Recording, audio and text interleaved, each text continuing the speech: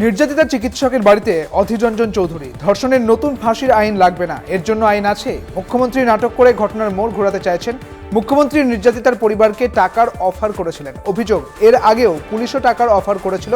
দাবি প্রদেশ কংগ্রেসের সভাপতি অধীর রঞ্জন চৌধুরী। মালদার হাবিবপুরে নাবালিকা ধর্ষণের ঘটনা। অভিযুক্তের শাস্তির দাবিতে হাবিবপুর এলাকায় স্থানীয় বিজেপি বিধায়ক জুয়েল মুর্মুর নেতৃত্বে মালদা নালাগোলা রাজ্য সড়ক অবরোধ।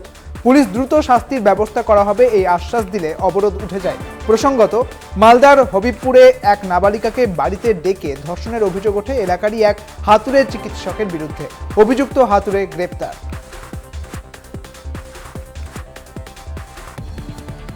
ধারালো অস্ত্রসহ পুলিশের জালে 3 দুষ্কৃতী। কাওয়াখালী এলাকার একটি ফাঁকা মাঠে জড়ো হয় 10 থেকে 12 জনের একটি দল। গোপন সূত্রে খবরের ভিত্তিতে সেই এলাকায় অভিযান চালায় এনজিপি থানার পুলিশ এবং পুলিশকে দেখে বেশ কয়েকজন পালাতে সক্ষম হলেও 3 জনকে ধরে ফেলে পুলিশ। তাদের কাছ থেকে উদ্ধার হয়েছে বেশ কিছু ধারালো অস্ত্র। ধৃতেরা ফাটাপুকুর বিহার এবং ফুলবাড়ির বাসিন্দা।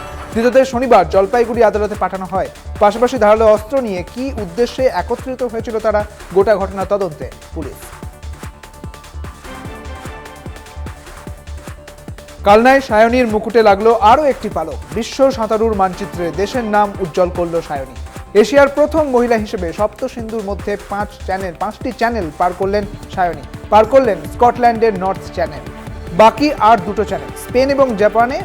বাবা রাধেশ্যাম দাসের আক্ষেপ যে কেন্দ্র এবং রাজ্য সরকার তার মেয়ের পাশে নেই। শ্বশুরবাড়িতে আগুন লাগিয়ে দেওয়ার অভিযোগ জামাইয়ের বিরুদ্ধে। সেই আগুনেই মৃত্যু হলো জামাইয়ের। মৃত্যু হয়েছে একটি শিশুরও, আহত 11 জন। মুর্শিদাবাদের সাগরদিঘির বাহালনগরের ঘটনা এবং স্থানীয় সূত্রে খবর, অভিযুক্ত রমজান শেখ শ্বশুরবাড়ি বহালনগরে গিয়েছিলেন এবং পুরনো বিবাদের জেরে তাদের মধ্যে বচসা শুরু হয়। বচসার সময় রমজান শেখ বাড়িতে আগুন লাগিয়ে দেয় বলে অভিযোগ। সেই আগুনে অভিযুক্ত রমজান শেখ সহ প্রায় 6 জন পুড়ে যায় বলে খবর।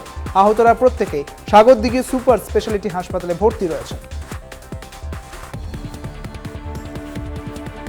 বাঁকুড়ার শালতোরায় বিস্ফোরণে মৃত্যু হয়েছে যুবকের। ডিনামাইট বহনের সময় বিস্ফোরণ। এক্স হ্যান্ডেলে দাবি রাজ্যের বিরোধী দলনেতা শুভেন্দু অধিকারী। স্থানীয় সূত্রে খবর, একটি বাইকে থাকা বিস্ফোরক ফেটে মৃত্যু হয় জয়দেব মণ্ডলের। বাইকে করে শালতোরায় লালপাহাড়ি দিয়ে যাওয়ার সময় বিস্ফোরণ হয় বলে খবর। প্রথমে শালতোরা ব্লক প্রাথমিক স্বাস্থ্যকেন্দ্রে নিয়ে যাওয়া হয় জয়দেবকে। পরে তাঁকে বাঁকুড়া সম্মিলনী মেডিকেল কলেজে নিয়ে গেলে চিকিৎসকেরা মৃত বলে ঘোষণা করেন। কিভাবে এই বিস্ফোরণ ঘটলো, ওই ব্যক্তি বাইকে করে বিস্ফোরক বহন করেছিল কিনা তা খতিয়ে দেখছে পুলিশ। রাজ্যের বিরোধী দলনেতা শুভেন্দু অধিকারী এক্স হ্যান্ডেলে ঘটনাস্থলের একটি ছবি শেয়ার করেছেন। শুভেন্দুর অভিযোগ, এলাকায় বেআইনি খনন কাজের জন্য জয়দেব বাইকে করে ডিনামাইট নিয়ে যাচ্ছিলেন। সেই সময় ওই বিস্ফোরণটি ঘটে। একই অভিযোগ শালতোলার বিধায়ক চন্দনা বাউরিরও।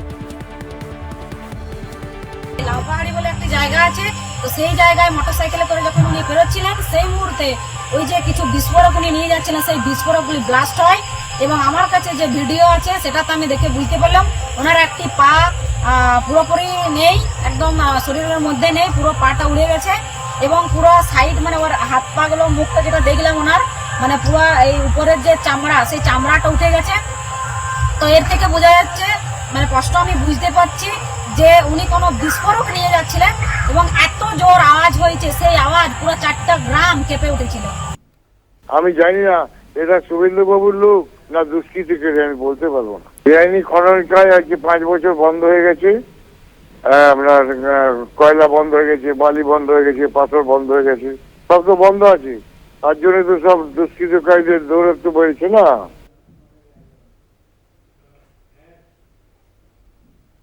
নবদ্বীপে মঞ্চস্থ করা গেল না চন্দন সেন কৌশিক চট্টোপাধ্যায়ের নাটক চৈতন্য বিমঙ্গল।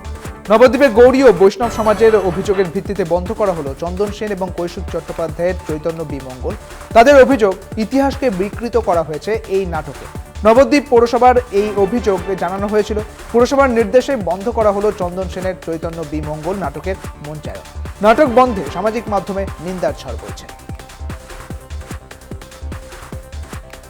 ধর্ষণের অভিযোগের তদন্তে গিয়ে অভিযুক্ত ও তার সঙ্গী হাতে আক্রান্ত হয়েছে ইনচার্জ সহ 9 জন পুলিশ কর্মী।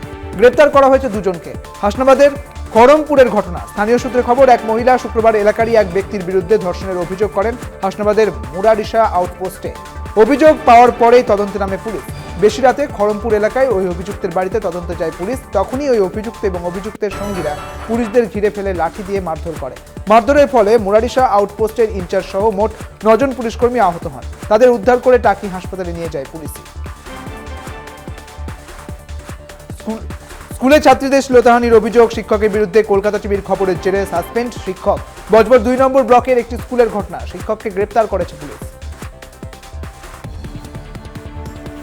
কৃষ্ণনগর সদর হাসপাতালে সদ্যজাত শিশুর মৃত্যুকে কেন্দ্র করে উত্তেজনা, চিকিৎসার গাফিলতির অভিযোগ। কোতোয়ালি থানায় অভিযোগ দায়ের করা হয়েছে। পরিবারের লোকের দাবি, শিশুটিকে অবস্থার অবনতিতে শিশুটিকে স্থানান্তর করার কথা তারা বলেছিলেন, কিন্তু হাসপাতাল কর্তৃপক্ষ ছাড়তে নারাজ ছিল। তারপরে শিশুর শ্বাসকষ্টজনিত সমস্যা দেখা দেয় বলে চিকিৎসকেরা জানিয়েছিলেন। কিছুক্ষণের মধ্যে শিশুটি মারা যায় বলে অভিযোগ পরিবারের। কোতোয়ালি থানায় পুলিশ পরিস্থিতি নিয়ন্ত্রণে আনে। তদন্তে কোতোয়ালি থানার পুলিশ। রোগীর মৃত্যুতে উত্তাল আলিপুরদুয়ারের লতাবাড়ি গ্রামীণ হাসপাতাল। চিকিৎসার গাফিলতিতে অভিযোগ মৃতের পরিবারের। স্থানীয় এবং পরিবার সূত্রে খবর, আচ্ছাপাড়ার বাসিন্দা এক যুবতী ডায়রিয়ায় আক্রান্ত হয়ে লতাবাড়ি গ্রামীণ হাসপাতালে ভর্তি হয়েছিলেন। গ্রামীণ হাসপাতালের চিকিৎসক দেরি করে পৌঁছেছিলেন। পরে যুবতীকে আলিপুরদুয়ার জেলা হাসপাতালে স্থানান্তরিত করা হয়। পথিমধ্যে মৃত্যু হয়েছে যুবতীর।